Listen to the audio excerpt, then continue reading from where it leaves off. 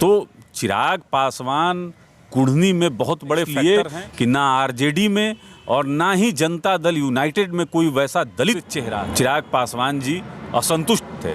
कहीं ना कहीं जनता दल यूनाइटेड और राष्ट्रीय जनता दल में आपसी कलह, और गोपालगंज और मोकामा में अगर मुख्यमंत्री प्रचार में ना जाते हों तो ये सहज आप समझ सकते हैं मुख्यमंत्री जी के कैसे संबंध अनंत सिंह जी से था या है, या किसी से छिपा हुआ। अगर अनंत सिंह जेल के अंदर आज हैं तो इसके लिए दोषी और जिम्मेवार कौन? बिहार के विधानसभा कुढ़नी में उपचुनाव होने वाला है। आपको बता दें, लगातार उपचुनाव की चर्चाएं जोरों शोरों पर है, जिसको लेकर अपनी अपनी लोग क्यास लगा रहे हैं।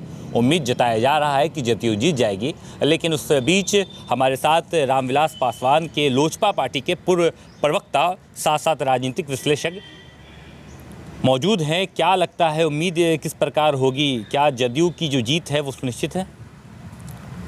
देखिए, कुढ़नी विधानसभा के इतिहास में जाना पड़ेगा ये जानने के लिए। 2010 में लोक जनशक्ति पार्टी रामविलास जदयू से 1,500 मतों से हारी थी। 2015 में केदार गुप्ता की वहाँ पर जीत हुई थी, वह भी 11,500 मतों से। 2020 में भारतीय जनता पार्टी के केदार गुप्ता जी की राष्ट्रीय जनता दल के प्रत्याशी से, अनिल सहनी से, महज 750 वोट से हार हुई थी। तो ये जो लड़ाई है यह काफ़ी रोचक है। हमको देखने से लगता है एज ए विश्लेषक कि वहाँ पर जनता दल यूनाइटेड यह चुनाव हार जाएगी। उसके पीछे बहुत सारे कारण हैं। वर्तमान में यह सीट जो है यह राष्ट्रीय जनता दल की अनिल सहनी की थी, और अनिल सहनी चुनाव हारे नहीं। कुछ कारण थे जिससे चुनाव आयोग ने उनकी सदस्यता को समाप्त कर दिया। उस पर उपचुनाव हो रहे हैं, और ये आरजेडी जो सीट है, आरजेडी की सीट है, इसको जनता दल यूनाइटेड को दे दिया गया। तो कहीं ना कहीं सहनी समाज जो है वहाँ पर वो काफ़ी नाराज़ है। और अनिल सहनी जी तो कल कुढ़नी में एक जनसभा भी बुलाए हुए थे, एक मीटिंग सहनी समाज की बुलाए हुए थे, जहाँ काफ़ी नाराज़गी जनता दल यूनाइटेड पर जाहिर किया गया। तो बहुत सारे कारण हैं। मुकेश सहनी जी एक फैक्टर हैं, वहाँ पर एक प्रत्याशी दिए हैं जो कि सहनी समाज से नहीं है। और कहीं ना कहीं जो नीलाभ उनके प्रत्याशी हैं, क्या वो नहीं लगता है कि केदार गुप्ता का वोट काटेंगे? देखिए, नीलाभ जी को किस तरीके से वहाँ पर फिट किया गया है ये तो चुनाव के समय आपको पता चलेगा।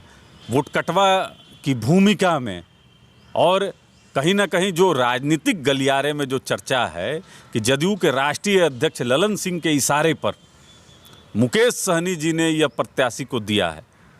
अगर कुढ़नी को देखा जाए तो लड़ाई तो डायरेक्ट या तो जनता दल यूनाइटेड के बीच में होगी, भारतीय जनता पार्टी से होगी। इसमें मुकेश सहनी जी की भूमिका हमको नज़र नहीं आ रही है। जिस प्रकार केदार गुप्ता ने एक वहाँ की कुढ़नी विधानसभा का जो दायित्व अपनाया है, उस बीच अगर देखा जाए तो स्वर्ण जाति के लोग कहीं ना कहीं नीलाभ से ज़्यादा इत्तेफाक रखते हैं, और नीलाभ की जिम्मेवारी भी होगी कि बड़े स्वर्ण जाति के वोट को काटे। तो क्या नहीं लगता है कि यहाँ पे भाजपा चूक जाएगी? भाजपा के लिए बहुत आसान होगा। एक तरफ MIM के भी प्रत्याशी वहाँ पर हैं, जानसारी निर्दलीय प्रत्याशी भी हैं। अनिल सहनी का एक अलग नाराज हो जाना, और देखिए कहीं ना कहीं यह सीट जो है भारतीय जनता पार्टी बहुत कम अंतर से हारी है, और भारतीय जनता पार्टी की सीट अभी वर्तमान में नहीं है। तो एक जो मानसिक रूप से जो कहा जाता है एज है भारतीय जनता पार्टी के पास, और जिस तरीके से वहाँ पर भारतीय जनता पार्टी लगी है, हमको लगता है कि महागठबंधन में जनता दल यूनाइटेड और राष्ट्रीय जनता दल का जो कार्यकर्ता का आपस में लड़ाई है, वो ये सीट जो है कहीं ना कहीं भारतीय जनता पार्टी हमको निकालती हुई नजर आ रही है। ये जो जवाब अब दे रहे हैं बतौर विश्लेषक दे रहे हैं, या भारतीय जनता पार्टी का चिराग से जो रिश्ता रहा है, और रिश्ते में अगर जो आप उनके प्रवक्ता रहे हैं उस मसलाइल पे दे रहे हैं? आपको देखना पड़ेगा कि राष्ट्रीय जनता दल की यह सीट थी, और राष्ट्रीय जनता दल जब जनता दल यूनाइटेड को ये सीट गिफ्ट करती है, महागठबंधन है ना, महागठबंधन है। अच्छा, तो ठीक है। कहीं ना कहीं जदयू और राजद तो एक साथ मिलकर हर जगह लड़ाई करेगी। आप मोकामा और गोपालगंज में महागठबंधन कहाँ चल जाती है? लगा वहाँ पे राजद की जीत सुनिश्चित होगी, लगा कि वहाँ पे राजद बेहतर परफॉर्मेंस कर पाएगा। यहाँ अगर इस क्या प्रकार राजद बेहतर परफॉर्मेंस किया? बेहतर किया अगर ना। जनता दल यूनाइटेड का समर्थन और प्रचार अगर राजद की तरफ रहता तो कहाँ अनंत सिंह की जीत 40,000 वोट से हुआ करती थी, वह 15,000 के भी नीचे अगर सिमट जाती है तो इसके लिए जवाबदेह और जिम्मेवार कौन है? अगर अनंत सिंह जेल के अंदर आज हैं तो इसके लिए दोषी और जिम्मेवार कौन है? किसकी होम्योपैथिक दवा जो है वो अनंत सिंह पर काम कर रही थी? तो भारतीय जनता पार्टी भी थी ना। तो कहीं देखिए इस बात को अगर पुराने सुन लीजिए, पहले सुन लीजिए, आप प्रश्न किए, जवाब भी सुन लीजिए। मुख्यमंत्री जी के कैसे संबंध अनंत सिंह जी से था या है, यह किसी से छिपा हुआ नहीं है।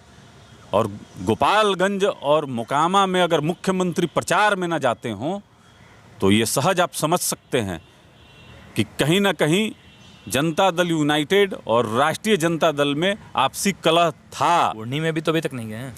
कुर्नी में कहा जा रहा है कि तेजस्वी प्रसाद यादव जी को काफी मान मनोवल किया जा रहा है साथ में प्रचार करने के लिए। तेजस्वी यादव ने तो ऐलान कर दिया है कि वो अपने बाप का इलाज कराने बाद में जाएंगे, जिस दिन ऑपरेशन होगा उस दिन वहाँ पहुँचेंगे। फिलहाल वो कुर्नी में आकर के जनसभा करेंगे। तो ये तो बिल्कुल खुलेआम किया जा रहा है, तो इसमें कोई शक संदेह की बात कहाँ आ रही है। लेकिन इत्तेफाक रखने वाली बात ये है कि क्यों आखिर चिराग पासवान अंतिम क्षण में मोकामा में जाके कहते हैं कि भारतीय जनता पार्टी की ही हम हैं, गोपालगंज में जाके कहते हैं कि हम भारतीय जनता पार्टी के ही हैं। पहले ही वो क्यों नहीं कह पाते हैं? लगातार अपने आप को डिफेम क्यों करते रहते हैं? देखिए, इसके लिए 2020 बिहार विधानसभा को देखना पड़ेगा आपको। 2020 बिहार विधानसभा में जिस समय एनडीए में जनता दल यूनाइटेड, भारतीय जनता पार्टी और मुकेश सहनी, जीतन राम मांझी सभी लोग थे, उस समय चिराग पासवान जी को जो सीटें मिल रही थी उससे चिराग पासवान जी असंतुष्ट थे। एक अलग राह लिए और अकेले चुनाव लड़े, जिसमें बिहार की जनता ने उनको 25 लाख मत भी दिए, एक मटिहानी की सीट भी वो जीते। दाग भी लगता है कि भारतीय जनता पार्टी के कद्दावर नेता ही उनके साथ कहीं ना कहीं छिप कर करके उनका साथ दे। देखिए, अब ये तो कोई भारतीय जनता पार्टी और जनता दल यूनाइटेड का ही नेता बता पाएगा कि ललन सिंह ने प्रेस कॉन्फ्रेंस किया था, उसके बाद ही मैं बता रहा हूँ आपको। जनता दल यूनाइटेड किस तरीके से चिराग पासवान जी को ज़्यादा सीटें नहीं देने के लिए अड़ी हुई थी, यह उस समय किसी से छिपा हुआ नहीं था। तो चिराग पासवान कुढ़नी में बहुत बड़े फैक्टर हैं। मोकामा में और गोपालगंज में उन्होंने अपना जो करिश्मा था वह करके दिखा दिया। कहीं ना कहीं एक दलित और महादलित जो वोट बैंक है उस पर चिराग पासवान का आज के समय में बहुत बड़ा प्रभाव है। मैं इसके पीछे का कारण आपको बताता हूँ। देखिए, बिहार में अनगिनत मौतें जहरीली शराब से हुई और जहरीली शराब की भट्टियाँ बिहार में जहाँ जहाँ खुली वहाँ दलित और महादलित परिवार के बच्चे ही मरे। बिहार की जेलों में 3.5 लाख अगर लोग बंद थे तो उसमें दलित और महादलित परिवार के बच्चे थे।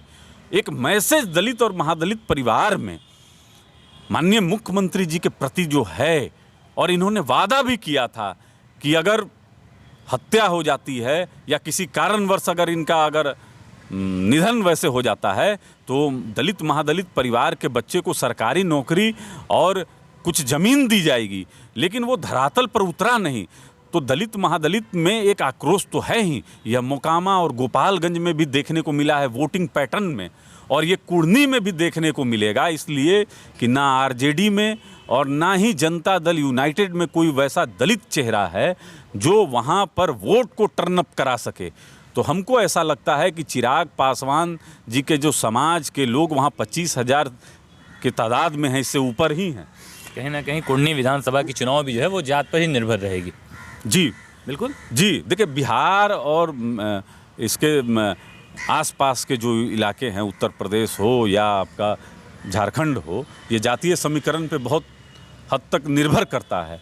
तो हमको ऐसा लगता है कि चिराग पासवान बहुत बड़े फैक्टर होंगे कुढ़नी विधानसभा में, और भारतीय जनता पार्टी को विजयश्री कहीं ना कहीं चिराग पासवान के वजह से ही मिलेगी कुर्नी में। चलिए, हमारे साथ चंदन जी थे। उनकी जो विश्लेषज्ञ ज़हन है वो बेहतर कामयाब रही है इससे पहले भी, और आज भी उन्होंने साफ सुथरे लफ्ज़ों में बता दिया कि चिराग फैक्टर किस तरीके से वहाँ पर काम करेगा।